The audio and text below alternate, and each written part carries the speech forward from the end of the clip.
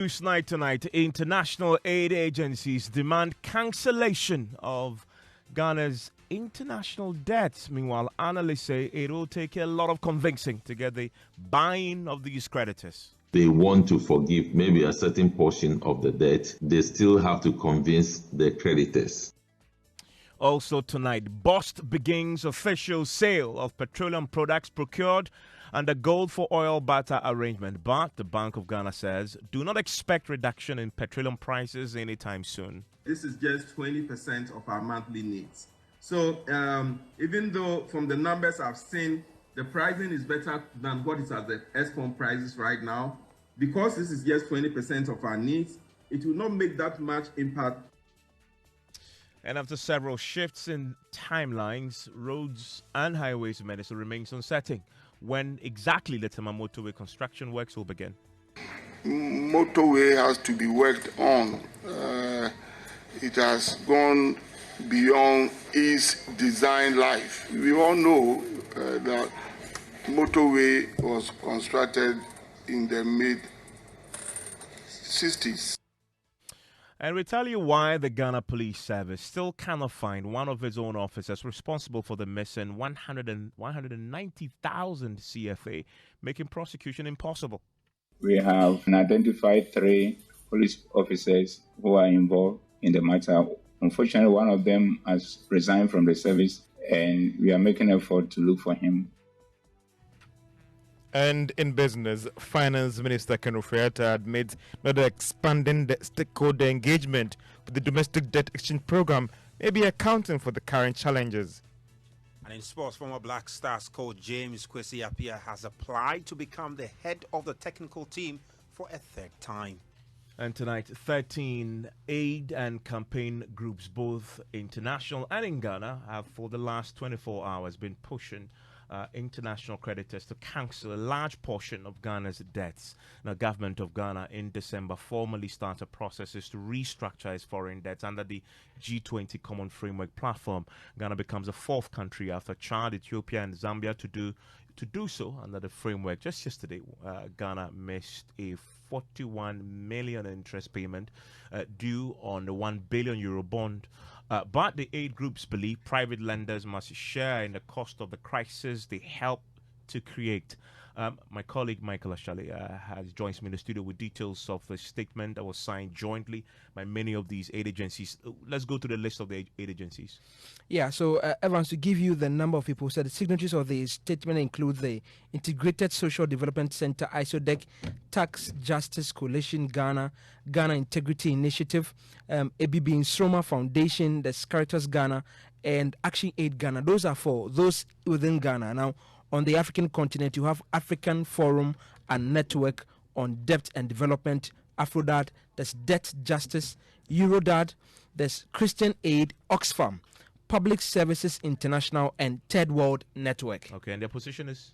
So, essentially, they are asking the lenders, particularly private lenders, who lent to government on a high interest rate because of the supposed risk of lending to Ghana. The interest rate on Ghana's Eurobonds is between 7 and 11%. That risk has materialized with the global COVID pandemic, rising food and energy costs.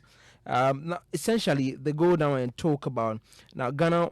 The G20 can help by making clear that Ghana will be politically and financially supported to remain in default on any creditor which does not accept the necessary debt restructuring.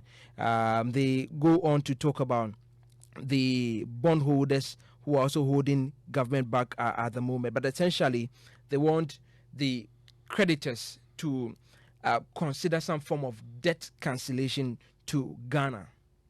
Let's bring in the country director of the Action Aid Ghana, John Kojo, joins us on the telephone line right now. First of all, how did this come about that all of you came together, both local and international, very powerful aid agencies, to issue this statement on behalf of Ghana? Yeah. Thank you very much, Evans, and good evening to your cherished listeners across the country and beyond. Action Aid, as you know, is a social justice organization that is calling for more developed countries to step up and provide funds as part of the debt distress that is engulfing a lot of developing countries, and in particularly Africa, and for that matter, Ghana.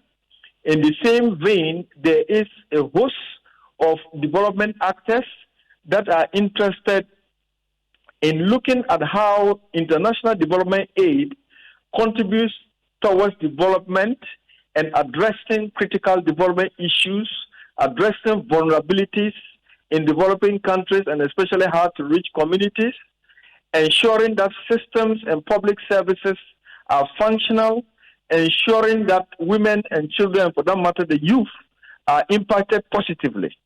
And to that extent, in Ghana, there is a coalition that we have so much worked earnestly to build that seeks to promote not only debt cancellation, restructuring, and so on and so forth, but we are also particularly more interested in how government raises revenue, looking more in terms of progressive taxation, ensuring that government is broadening the tax net and bringing on board those who can pay the tax as a right issue to pay the rights and ensure that it's fairly distributed. And to that extent, there is a congregation and a nexus of all these key international development actors coming together to engage as development actors in our own right in discussion around the debilitating debt situation affecting many countries such as Ghana, Kenya, and many other countries amounting to about 19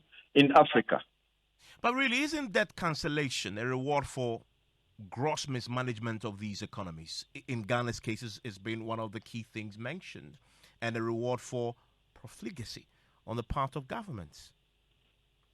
Yeah, you are right to some extent, Evans, and other people that you may be mirroring in this discussion or in this perspective.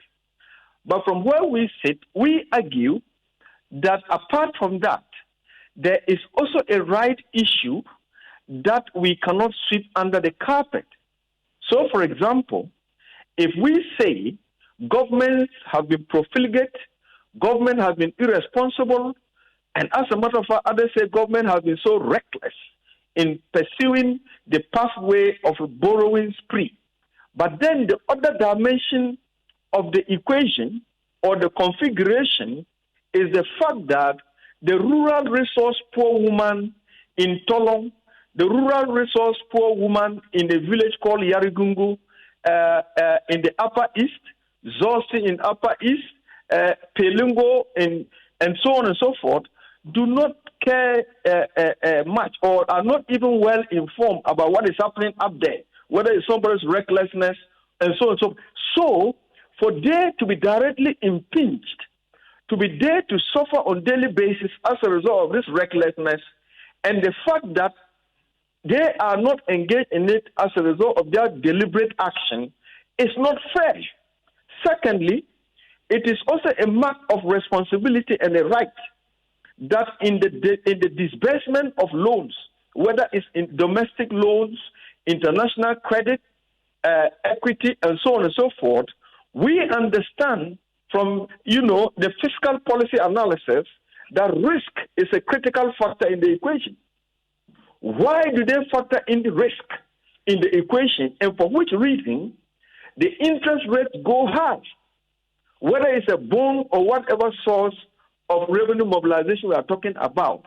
In the case of this context, when we are talking about the external private lenders, we argue that they have benefited consequentially from the calculation of risk, which has given them a lot more profit, and therefore it's only fair that if Ghana is currently finding itself in an economic distress, and for that matter creating losses, the external lenders must share in the burden.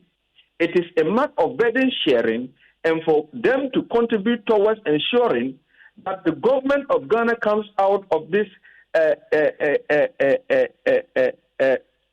distressing situation onto the path of sustainability, and then we can start recreating resources, and even for the lenders to continue to participate in that. So it's a win-win situation. in this regard. And I know many of these international aid agencies are pretty powerful.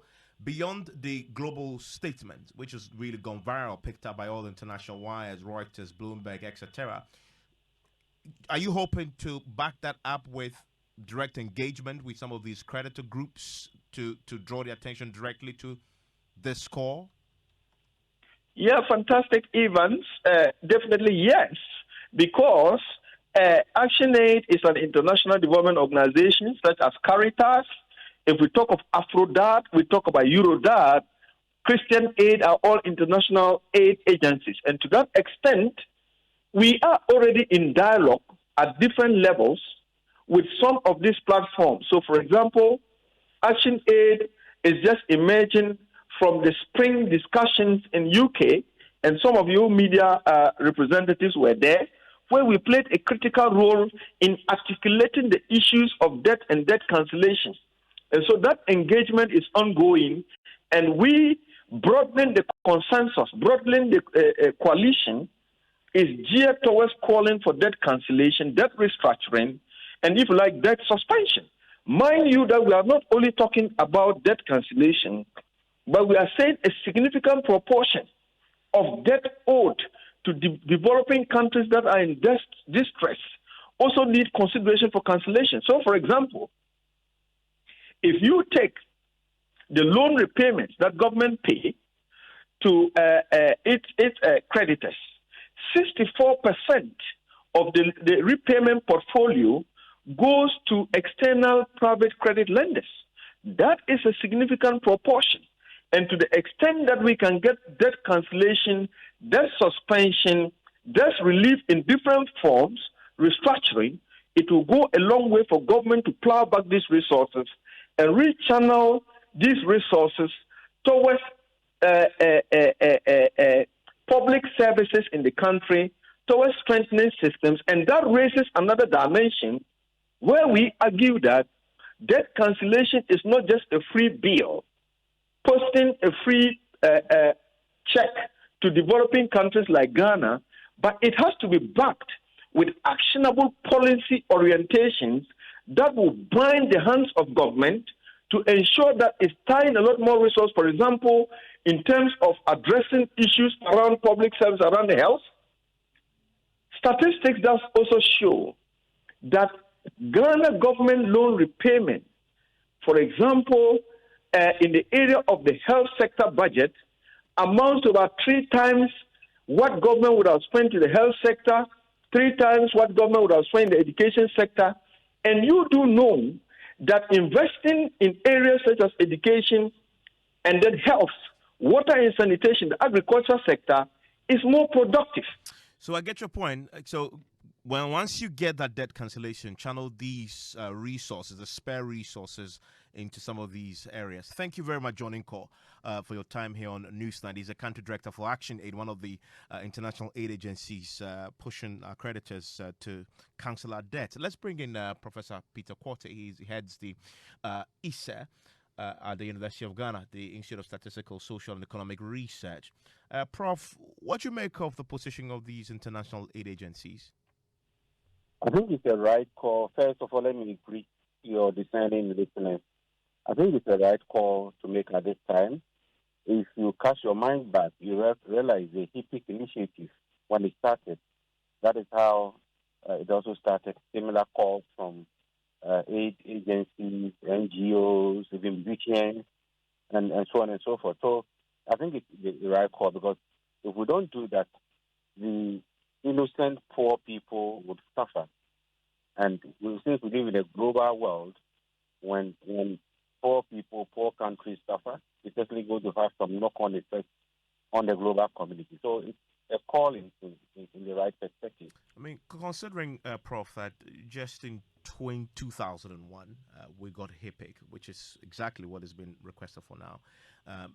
A decade down the line, we are back to that same point again.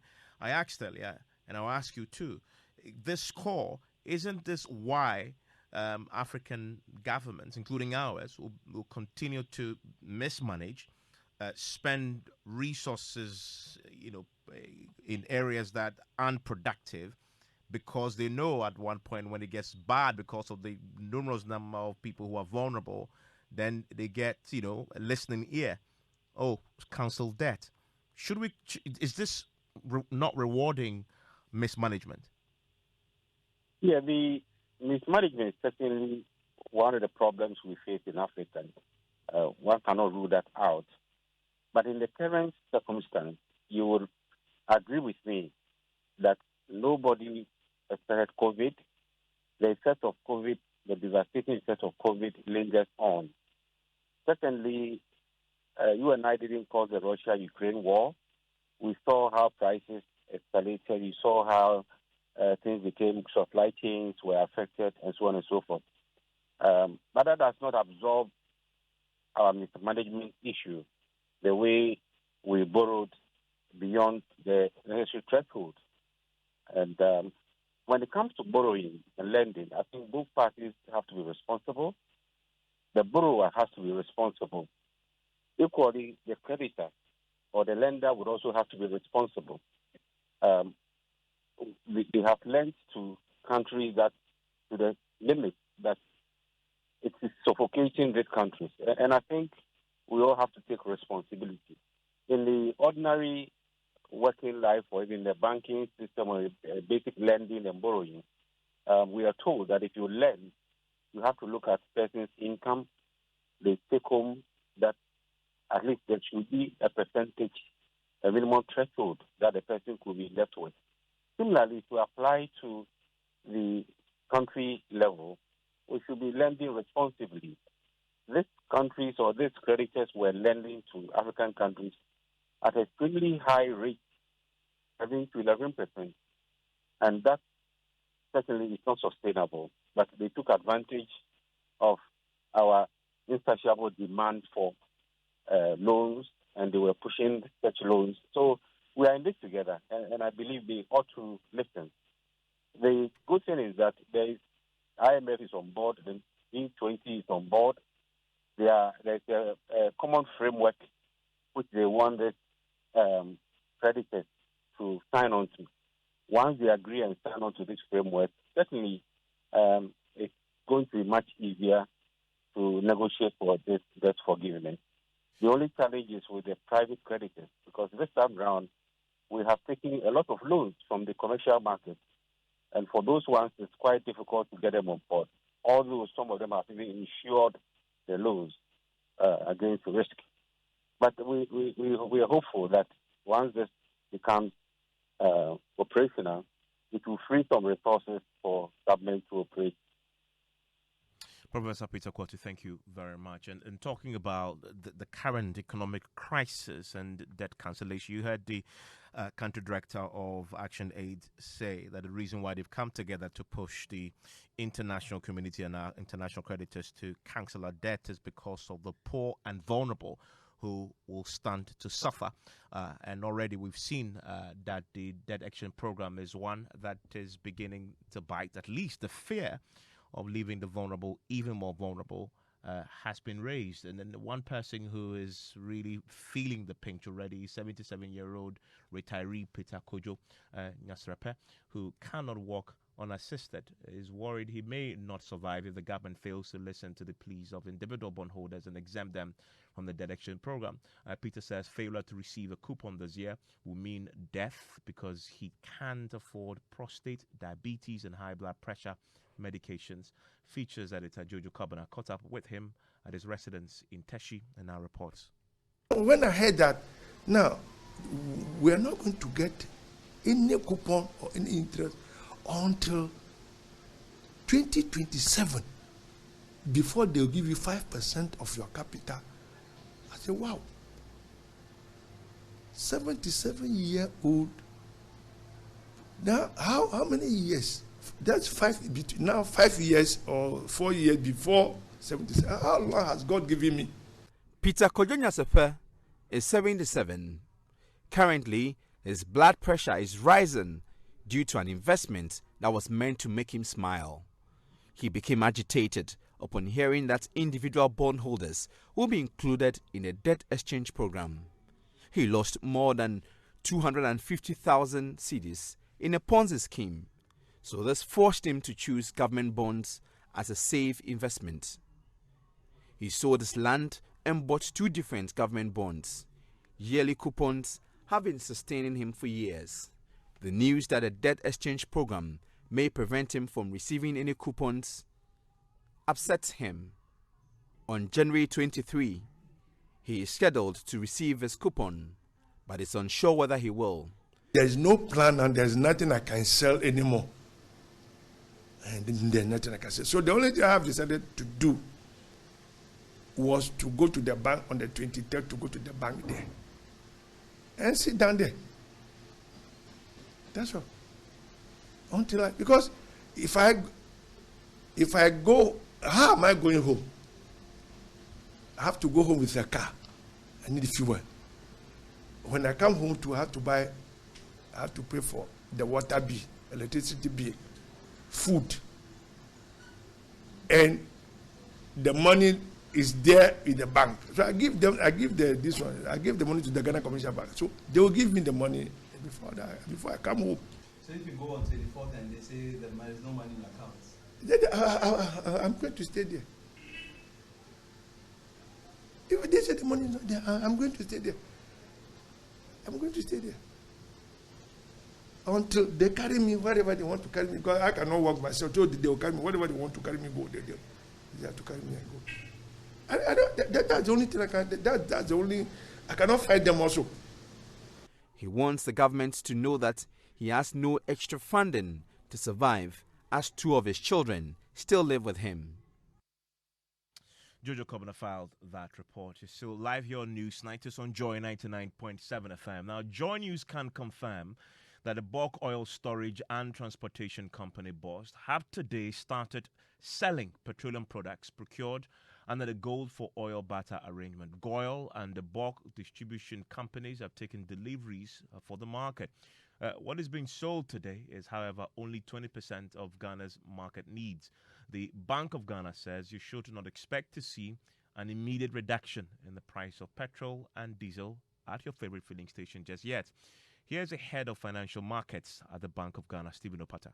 Our total consumption for petroleum products, that's petrol and diesel, is about 350,000 metric tons in a month. As I indicated, 41,000 metric tons have just been delivered. To the extent that we are able to procure this amount using gold, and the assumptions here or the strategy here is that we are able to buy this at some reduced premium. But then the question as to whether or not it's sustainable. Do we have enough gold in our reserves to sustain this deal? Okay, so let me, I think, clarify this. Yeah. We are not using gold in our reserves per se. Using gold that we are going to procure from licensed small-scale mines and community mines. Our projection is that we should be able to buy 160,000 ounces from this sector through the Precious Minerals Marketing Company. So if we're able to buy 160,000 ounces of gold per month, you are looking at about 1.92 million ounces of gold. Let me even be more conservative and say that if you're able to do just half of that, that will do about 960,000 metric ounces of gold. Okay, so from the numbers that we've worked, we believe that even using these conservative numbers of doing 160,000 ounces per month, that is about 50 to 60% of our consumption needs. Now, this is just from buying the Gold for Oil program. But as you know, the Bank of Ghana is also buying gold for its reserves. We are buying gold from aggregators, and we're also buying from mining firms. For 2023, we are projecting that we'll buy close to 620,000 ounces of gold through this channel. So one can argue that we can use, let's say, about 30,000 ounces to supplement what PMMC will be buying to sustain the program or to get the program going as required. Actually, if we add our 30,000 ounces from our reserves per month. That alone will be able to sustain 100% of our petrol and diesel needs of the country. How long will you go on with this? Well, it's a new program. Obviously, with a new program, you will see how it's going. You will evaluate it, measure your successes and where you have challenges. If it's a program that is going well and it's making sense economically, I think we should be able to continue this for a while. When do you project that we'll see the impact, the direct impact of what you're doing now? Thank you. Thank you. As you know, I think the product was cleared from the port just today. I know that Boss has started selling. And as I indicated, this is just 20% of our monthly needs. So even though from the numbers I've seen, the pricing is better than what is at the ESCOM prices right now, because this is just 20% of our needs, it will not make that much impact as if it were doing 100% of our diesel needs. So let's try it. Let's keep on going this program as we build momentum and meeting 50 to even 60% of our needs. And that there is the head of financial markets at the Bank of Ghana, Mr. Stephen Opata. Let's speak now to the bulk oil distributing companies, the CEO of the chamber, Dr. Patrick Kojo, joins us on the telephone line right now. Doc, thank you for your time here on News 9. Thank you, Evans, and good evening to your listeners. So the BOG says that Bost has begun selling. Are your members queuing to buy yet? Certainly. At least we are guaranteed that the element of FX risks that normally our members are exposed to is at least minimized, and we are paying in cedis. So today, you can confirm that some of your members have already taken delivery? Definitely. And then the good thing about it is we've had a couple of meetings with MPA, the regulator, who want to step in to ensure that the windfall, the gains from this program trickles down to the pump. So within that, within the process, you are supposed to, anybody who sign up to such a transaction, there are certain ethical trading requirements that will be expected of us, and which most of our members who have been fortunate to have been have the privilege to engage in will be more than willing to sign up to. Now that you've started buying, how much are you saving, say, per metric ton? Vivans, it's like he said, the 40,000 just covers only 20% of the market. You are getting the remaining 80% from other sources, of which you also going to use more or less trading instruments like LCs, either from the banks also to procure that. This one, the one with both, is more like a cash and carry system. So those who have got the cash can pay upfront. So when you make any gains, it's because of the cash and carry system. But the delta of the 80% that you are procuring from elsewhere, that you faces the forex risk, and then also other operational charges that may be linked with that, cannot necessarily guarantee the saving. But what we intend doing is we want to have a weighted average cost from all the various pools that you are sourcing the product from, and then we use that to price. And I know the regulator is keeping an eagle eye on that to ensure that nobody games the market or make unnecessary or abnormal profit from that. So I hear what you're saying, but because we're now started buying from Boss, and remember the whole idea of this is to make it cheaper than what you normally get from the open market. So I just wanted to get a sense. Now, if you isolate what you're getting, the 80% you're getting from the open market, and you isolate the 20%, are you seeing any significant savings just if you hedge off the 20%? Are you seeing any significant savings there? That could eventually definitely, you make some form of savings, but it depends on it. It will depend on the other variables that I've indicated. So, at what point would you say then that this can then trickle down to the pumps? Is it when you have all 100% market supply available? The good thing about this is that in the coming weeks, we seek to ensure that it will not only be coming through, let's say, BOS.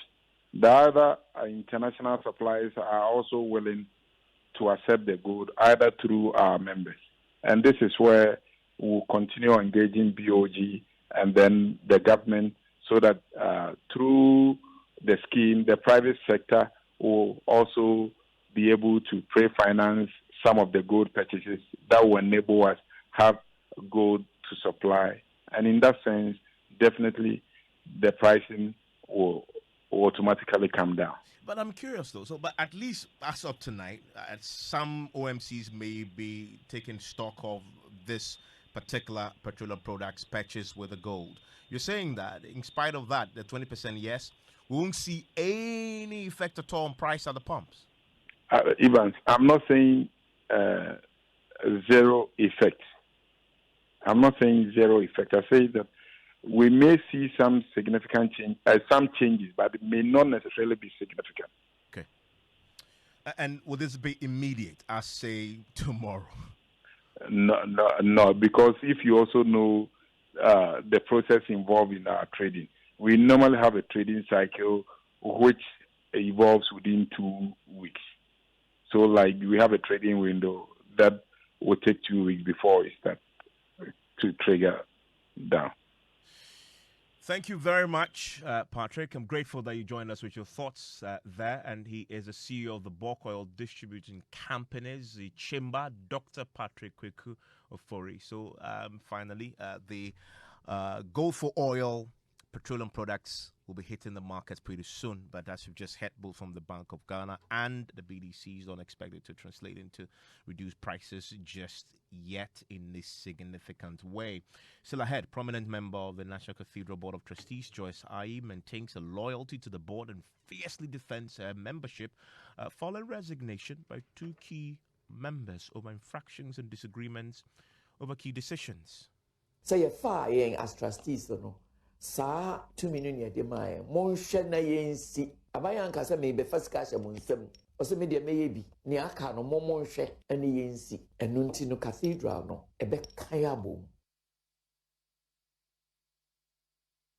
You want to stay with us for details of that and more after business. Hello, George. Hi, Evans. And coming up in business, Finance Minister Ken Ofori-Atta admits not expanding the stakeholder engagement for the domestic debt exchange program may be accounting for the current challenges with the initiative. And Bank of Ghana shows measures to stabilize Ghana cedi for first quarter before country secures the IMF support from April this year.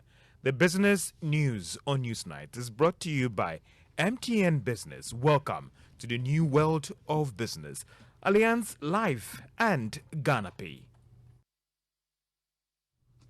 Welcome back to Business on Newsnight. Now, Finance Minister Ken Ofori-Atta has admitted that limited stakeholder engagement at the initial stages might have accounted for the current challenges with the domestic exchange program. Now, government has been forced to extend the initiative on 2 occasions due to lack of stakeholder buy-in from individual bondholders and pensioners.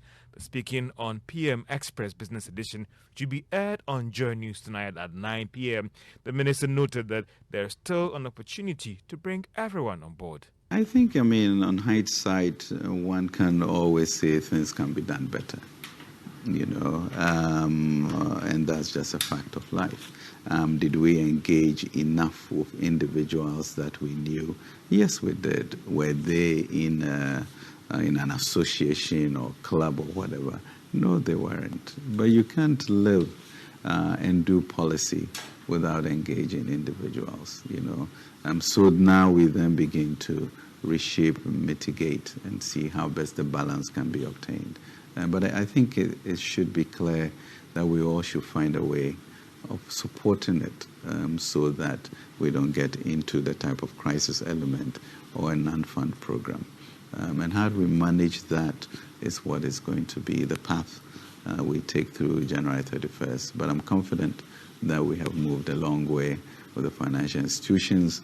We'll further engage with the individuals. We'll come to a certain comfortable landing zone.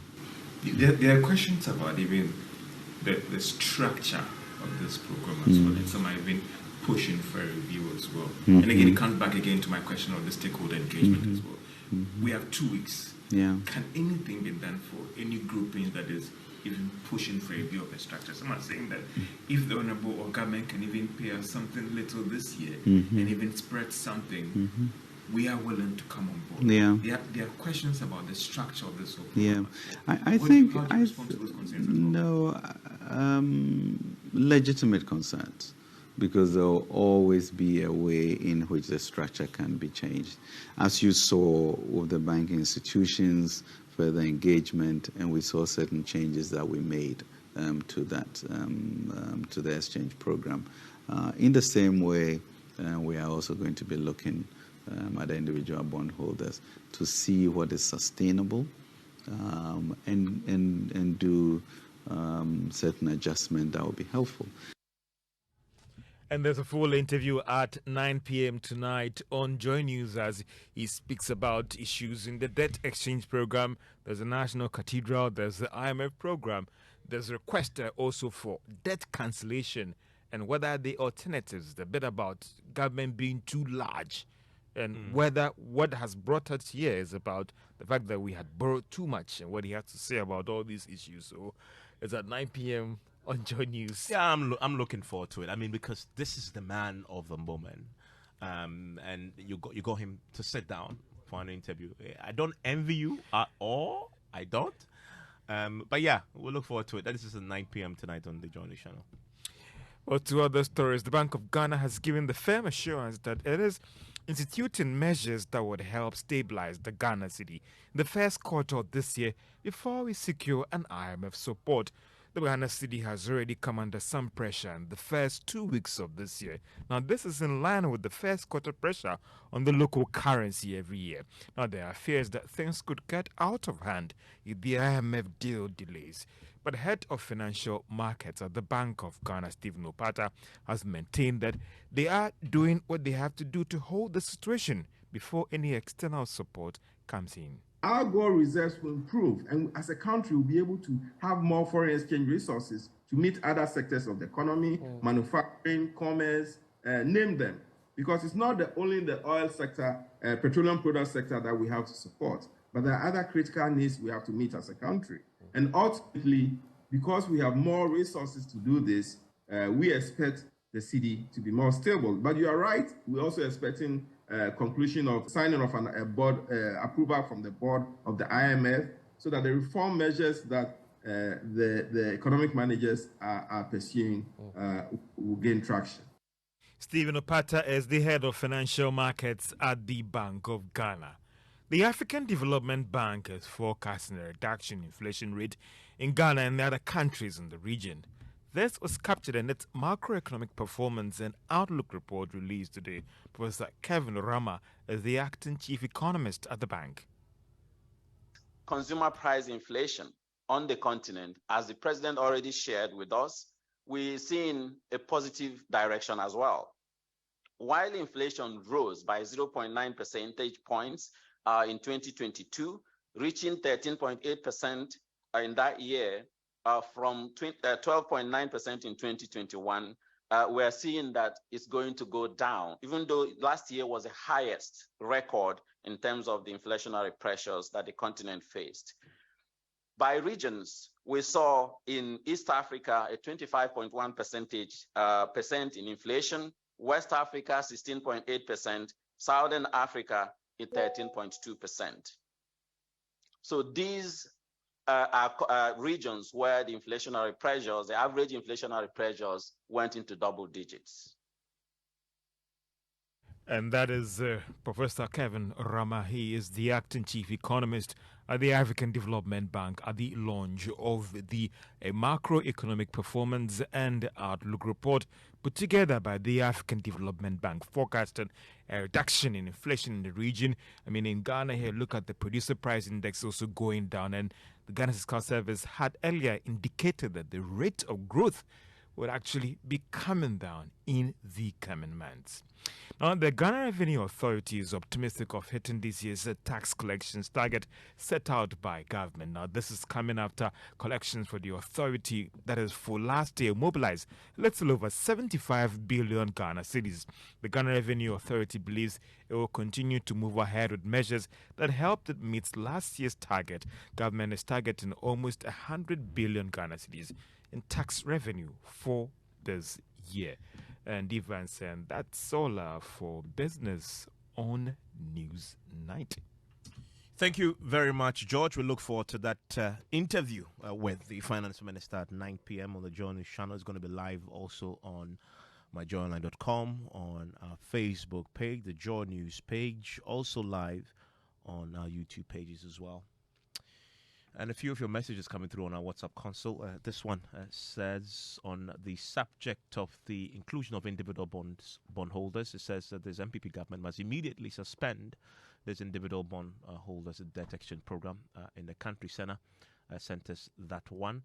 And this one from Daniel in East Legon says, appealing to our international debtors to counsel creditors to cancel our debt is good call, but we must be ready to bear the ramifications of such actions in the future, he notes. And a final one from Francis says, the whole world went through COVID-19 crisis and it affected the Western world more than Ghana. So how does the world bail Ghana out and leave the numerous people in the world in this situation and not self-inflicted like ours? We need to find all the cost cutting in government expenditure, largesse, and stop dreaming, he says. Well, the Tema Motorway has been described as a death trap by many users, but it appears users will have to endure the danger a bit longer because the Roads and Highways Minister is unsure when the reconstruction project on the 19-kilometer stretch will finally commence. Several timelines have been given in the past for the construction of the road, which was originally supposed to have a 50-year lifespan. Roads Minister Kojo has been responding to questions from members of the Public Accounts Committee. Motorway has to be worked on. It has gone beyond its design life. We all know that motorway was constructed in the mid-60s, and it was supposed to have, a design life of 50 years. It has gone beyond that. So there are plans to reconstruct the entire motorway, the 19.5 kilometer motorway. And as much as government plans to reconstruct that road, there are a few challenges, and I believe very soon we shall go over those challenges and start work. But I wouldn't put any specific date on it. But we have gone very, very far, and it may not be long at all from now that work on motorway will start. And it comes under the project name of reconstruction of the motorway. But let me use this opportunity to say that that project is not limited to the Accra-Tema stretch of the motorway. It's just a project name, and it goes up to Tetekwashi, to the Apenkwa Bridge, and ends at the Neoplan traffic light there. And it's a major work, because the motorway itself between Accra and Tema is going to have as many as 4 interchanges at various sessions, and it will go. Some of the lanes will go up to 10, 5 on the other side, and it will lead. The same project will lead to the remodeling of the Tetekwashi interchange, to deal with the current traffic situation being experienced, at the mall area. There will be another interchange at the Fiesta Royal Hotel there, that traffic light to deal with the traffic situation there. And the Penkwa Bridge is also going to be remodeled under the same program. So it's a major thing. And I want to. And that's the Roads and Highways Minister there before the Public Accounts Committee. Let's stay with the Public Accounts Committee because there was an interesting revelation today before the committee when the Inspector General of Police, George Akufu Dampare, disclosed that one of the officers at the center of a missing 190,000 CFA cannot be found. According to the 2020 Auditor General's report, the Takwa Division of the Criminal Investigations Department did not account for some $81,000 and 40,000 francs that have been retrieved from suspects as exhibits. Clarifying the matter before the park this afternoon, the IGP revealed that the currencies were fake. The US dollars were sent through the US Embassy to the authorities in America to help us out. And we followed up as at July last year with a report asking them to give us information on it. And since then, nothing has come. And we followed up even this morning again with a phone call from Interpol, pleading with them that it is going to be a subject of discussion at the Public Accounts Committee. And they have assured us that they will get back to us on that matter. That is for the US dollars. But the police on their own, the course of the investigation, realized that it was more than the 40,000. It was 190,000. So that 190,000 was brought from Takwa to the CID headquarters, and through the Ministry of Foreign Affairs, it was sent to Cote d'Ivoire, the authorities, for them to authenticate it for us as to its genuineness or otherwise. And that was done, and the results with accompanying appendix indicate that they were all faked. And this, when they was returned, it was sent back to the team at Takwa from the CID headquarters. Honorable Chair, there has been confusion as to who actually received it and the whereabouts of the money. And when it came to our attention, we have looked at the matter and identified 3 police officers who are involved in the matter. Unfortunately, one of them has resigned from the service, and we are making an effort to look for him and for him to be held accountable. The other 2, one of them is still within the Western region, Takwa Enclave, and the other one in the Ahafo region. All have been interdicted, and the matter has been referred to the Police Professional Standard Bureau to conduct investigation and for us to know the whereabouts of the fake 190,000 CFA franc, and anybody found culpable dealt with in accordance with law. And that's the IGP there. Let's do sports now. And Mibao is joining us with the latest. Yes, Evans. Well, we understand Kwesi Appiah, former Black Stars head coach, has applied to become head of the technical team for a 3rd time. The Ghana Football Association is still on a search for a new head coach following the resignation of Otuado after Ghana's 2022 FIFA World Cup campaign. Appiah is said to have applied for the vacant role as the head coach, which could see him return to the dugout for the 3rd time. The 62-year-old earlier on Joy Sports Prime Take revealed he wouldn't shy away from applying for the role if it was made open by the Ghana FA. And Joy Sports understand that the former Black Stars coach has now put in his CV, hoping to become the next coach of the senior national team. Remember, Appiah's first stint with the Black Stars was between 2012 and 2014, before also coming back in 2019, where he led the nation to the 2019 African Cup of Nations. Earlier this week, the Sports Minister, Mustafa Yusuf, hinted that the Ghana FA are close to appointing the new head coach, with the 2023 AFCON qualifiers close to resumption. You also understand Chris Hughton is also reported to be in the running for the job as well. Meanwhile, Black Galaxies will be in action in just about 7 minutes from now. Their 2nd game in the CHAN tournament against Sudan. It's a must-win one, which failure to do so will see them return to Accra and to the various clubs. Evans. Thank you very much, Ms. Bao.